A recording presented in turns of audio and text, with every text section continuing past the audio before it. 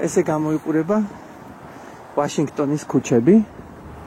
ეს არის Florida Avenue, რომელიც სულ რაღაც 2 კილომეტრით თუ იქნება დაშორებული კაპიტოლის Capitol Hill, ანუ გამოდის კაპიტოლის ბორცვი, ან კაპიტოლის გორაკი, ან კაპიტოლის გორა. ასე ვთქვათ, შეიძლება ვცდებოდე, ქართულად ალბათ სხვა ეკვივალენტია. ესე გამოიყურება ეს ქუჩები ვაშინგტონში, ესეთი მყუდრო დილის სურათი ქალაქ ვაშინგტონიდან ამერიკის შეერთებული შტატები. დღეს 19 იანვარია, ხვალე კი ინაგურაცია ჩატარდება. 45 პრეზიდენტი დონალდ ტრამპი გადებს ფიცს და ხვალიდან ახალი პრეზიდენტი შეუდგება მუშაობას.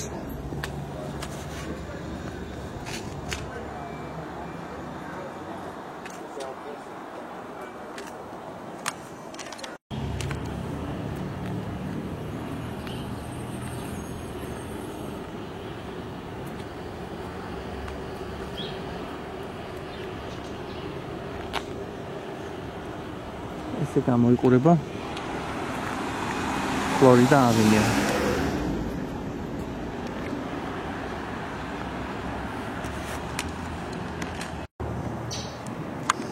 როგორც მოგეხსენებათ, არჩევნებზე ყოველთვის არის ადამიანები, ვინც მხარს უჭერს ერთ-ერთ კანდიდატს, ვინც წინააღმდეგია, როგორც ხედავთ, აქ ერთ-ერთ ფანჯარაში აქ გამოკრული, რომ შევეწინააღმდეგოთ ტრამპს.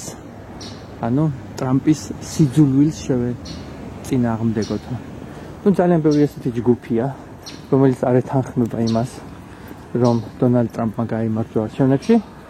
ყველას თავისი პირადი შეხედულებები აქვს, მაგრამ ეს ამერიკაა.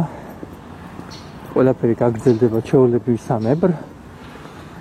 ქვეყანა გააგრძელებს მცდელობას, ხვალე ჩატარდება ინაგურაცია და business as usual, როგორც იტყვიან, გააგრძელებს ქვეყანა თავისი რიტმით ცხოვრებას. კარგი ისაა, რომ ამერიკაში ცვლილებების გაკეთება არც თუ ისე ადვილია. არსებობს კონგრესი, სენატი და უბრალოდ რომელიმე პრეზიდენტმა რომც მოინდომის რამე ძალიან ცუდის გაკეთება, ამერიკელი ხალხი არ მისცემს ამის საშუალებას. არც პრეზიდენტს წარმოიდგინეთ, ესეა სისტემა აქ დაბალანსებული. ამერიკელები ეძახიან ამას checks and balances. ესეა სისტემა, ესე იგი კონგრესი, პრეზიდენტსა და სენატს შორის ისია ყველაფერი გადანაწილებული, რომ ერთპიროვნულად ვერავინ ვერ შეცვლის რამეს, ესე იმეს რომ რაღაც მოეპრიანება. სხვადასხვა ქვეყნებში, რა თქმა უნდა, ეს ასე არ არის.